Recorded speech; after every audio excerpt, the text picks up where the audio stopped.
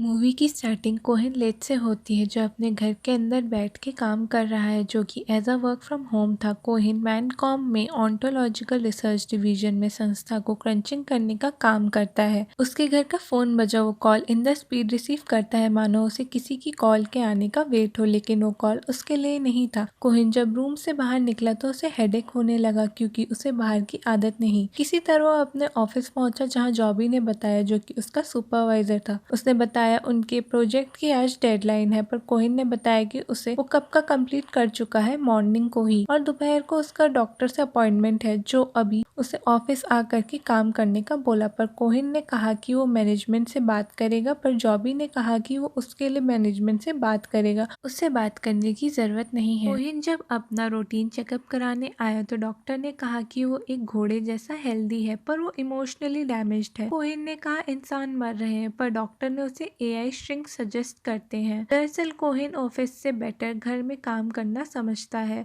तो डॉक्टर भी उसे मैनेजमेंट से बात करने का सजेस्ट करते हैं, जो उसे आज रात पार्टी के लिए इनवाइट करते हैं। पहले कोहेन मना करता है, पर जॉबी ने कहा वहाँ पर मैनेजमेंट भी आने वाला है, वो उनसे वहाँ पे बात कर सकता है क्योंकि वो सभी वहाँ आने वाले हैं।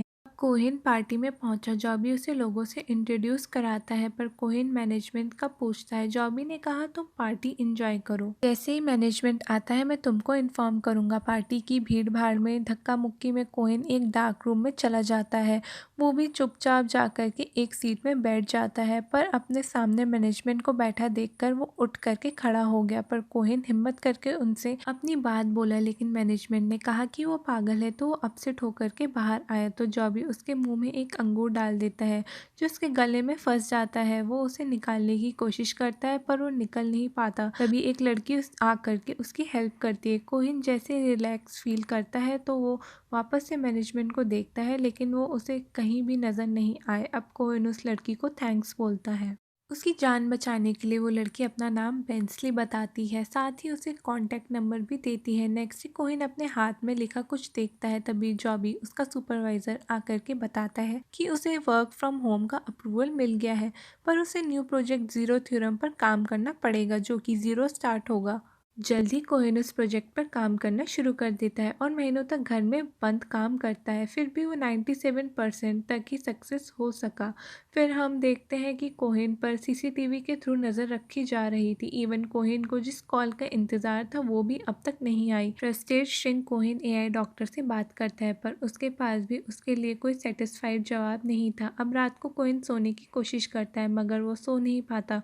उसे पार्टी वाली लड़की बेंसली की बातें याद आती हैं। वो वापस से अपना काम करने बैठ जाता है, लेकिन वो इतना फ्रस्ट्रेट हो चुका था कि अपने सिस्टम पे ही सारा गुस्सा निकाल देता है और अपने सिस्टम को डिस्ट्रॉय कर देता है। नेक्स्ट डे उसका सुपरवाइजर जॉबी उसके सिस्टम को रिपेयर करने आया। कोहेन शॉक था कि उसको कैसे पता चला, लेकिन फिर भी जॉबी उसको नहीं बताता। कोहेन काम करना नहीं चाहता था, पर जॉबी ने कहा उसका मैनेजमेंट उसको एक और मौका देना चाहता है। और आखिर प्रॉब्लम क्या है, और तुम इस प्रोजेक्ट को कंप्लीट करने के करीब हो, तो फिर तुम पीछे क्यों हट रहे हो। कोहेन ने कहा उस दिन उसे जिस कॉल का वेट था वो अभी तक नहीं आई। जॉबी उसको समझाकर चला जाता है। रात को वही पार्टी वाली लड़की उसके घर आई। वो बार बार उसके करीब आने की कोशिश करती है, पर कोहेन उसके साथ भी वही कॉल की बात करता है, तो वो लड़की भी वहाँ से चली जाती है। नेक्स्ट डे उसके ही कंपनी का बंदा बॉब, जो कि मैनेजमेंट का बेटा था, उसके घर आया, जो सिस्टम को चेक करने आया था। कोहेन ने कहा कि वो जॉब छोड़ना चाहता है, पर बॉब ने बताया कि मैनेजमेंट सभी कुछ कंट्रोल कर रहा है। इवन बेंसली वो भी उसके कंट्रोल में है, जो उससे मिलने आई थी। वो उन्हीं ने उसे भेजा था, जिसके बदले उसे पे भी किया जा रहा है, और बताता है तुमको जिस कॉल का वेट है वो भी उसे आ जाएगा अगर वो जीरो थ्योरम पे काम कंटिन्यू करता है। ये सुनकर के कोहेन चौंक जाता है। बेंसली वापस से कोहेन के घर आई और उसे वीआर सूट देती है, जिसके थ्रू वो दोनों एक वर्चुअल रियलिटी में मिल सकते हैं। कोहेन एक लिंक के थ्रू उस वीआर सूट को पहन करके बेंसली से मिलने जाता है। वहाँ पर वो उसके साथ में काफ़ी इंजॉय करता है और हम देखते हैं कि वो दोनों काफ़ी खुश थे, और कोहेन आज पहली बार इतना खुश नज़र आ रहा था। नेक्स्ट डे बॉब वापस से कोहेन के घर आया और उसे जीरो थ्योरम के बारे में सब बताता है। कि ये बिकरेंज थ्योरी, और अगर ये कभी सक्सेसफुल हो भी गया तो लाइफ मीनिंगलेस हो जाएगी, ज़िंदगी का कोई मतलब नहीं रहेगा, इवन किसी भी चीज़ का कोई मतलब नहीं रहेगा।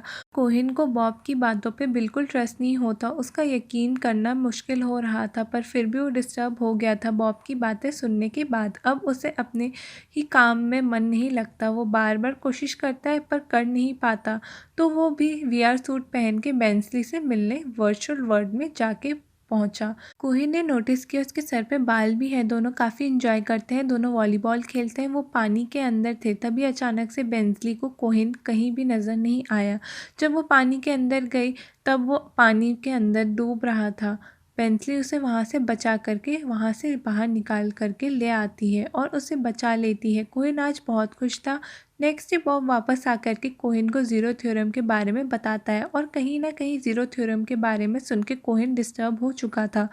उसको भी समझ आ रहा था और वो वापस से बेंजली से मिलने वर्चुअल वर्ल्ड में जाता है, क्योंकि उसे उसका साथ अच्छा लगने लगा था। पर आज कोहिन सैड था, क्योंकि वो रियल वर्ल्ड में चाहता था, रियलिटी में वो खुशी चाहता था। बेंजली उसको हैप्पी फील कराने के लिए कहीं और लेकर के जाती है, पर वो दोनों ब्लैक होल में फंस जाते हैं, जिससे कोहिन अक्सर अपने सपनों में देखा करता था। पर बेंजली उसे वहाँ से किसी तरह बाहर ले आती है।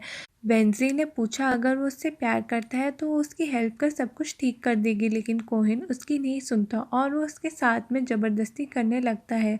बेंसली उसे रोकती है कि इस जगह ये सब अलाउ नहीं है, लेकिन वो बेंसली की एक नहीं सुनता, तो बेंसली एग्जिट हो जाती है और कोहिन रियल वर्ल्ड में दूर जाके गिरता है और उसका वीआर सूट भी ख़राब हो गया था, जिससे कोहिन बॉब को ठीक करने को दे देता है। कोहिन बहुत अपसेट रहने लगा था। एक दिन बॉब वो वीआर सूट ठीक करके कोहिन के घर उससे मिलने आया, पर कोहिन को अब उसमें इंटरेस्ट नहीं था, क्योंकि वो कई बार ट्राई कर चुका था, लेकिन उसका बेंसली से कहीं से भी कांटेक्ट नहीं हो रहा था। तो बॉब ने बताया जिस कॉल का तुम्हें इंतज़ार है, जिस कॉल का तुम इतने टाइम से वेट कर रहे हो, वो सब रियल वर्ल्ड में कुछ भी नहीं है। कोई इनको यकीन नहीं होता, तो बॉब डॉक्टर एआई श्रिंक से उसकी बात करवाता है। डॉक्टर ने बताया कि ये सब मैनेजमेंट ने ही प्रोग्राम किया है ताकि वो उनके लिए काम करता रहे। तभी बेंसली भी वहाँ आ जाती है और वो भी मैनेजमेंट की असलियत बता देती है, और इस समय उसकी कंडीशन वर्स थी। बेंसली ने बताया अब वो मैनेजमेंट के लिए काम नहीं करती, उसने जॉब छोड़ दी है। वो उसे सॉरी भी बोलती है, पर कोहिन उसकी बात सुनने को तैयार नहीं था। बेंसली ने कहा उसकी वैन उसके घर के बाहर खड़ी है, क्या वो उसके साथ चलेगा, पर कोहिन ने कहा उसे बहुत काम है, तुम जा सकती हो। बॉब भी उसे समझाने की कोशिश करता है, पर सब बेकार था। बेंसली वापस से कोहिन के करीब जाते हुए उसे साथ में कहीं दूर भाग चलने का बोलती है, एक सुकून भरी लाइफ जीने के लिए, पर कोहिन नहीं मानता। बेंसली भी वहाँ से रोते हुए चली गई। कोहिन को अपसेट देख करके बॉब उसको बाहर लेके आता है गुड फील कराने के लिए, और बाहर की दुनिया से रूबरू कराता है। और हम देखते हैं कि बॉब भी सैड था, क्योंकि वो भी 15 साल का हो चुका था और उसकी लाइफ में भी कोई गर्लफ्रेंड नहीं है। अब कोहिन को भी समझ में आ गया कि वो भी बेंसली को मिस करता है, और घर आकर के सिस्टम और सीसीटीवी सब कुछ डिस्ट्रॉय कर देता है। बॉब को फीवर था, वो उसकी अच्छे से देखभाल करता है, लेकिन अगली सुबह मैनेजमेंट के 2 बंदे आकर के बॉब को अपने साथ ले जाते हैं।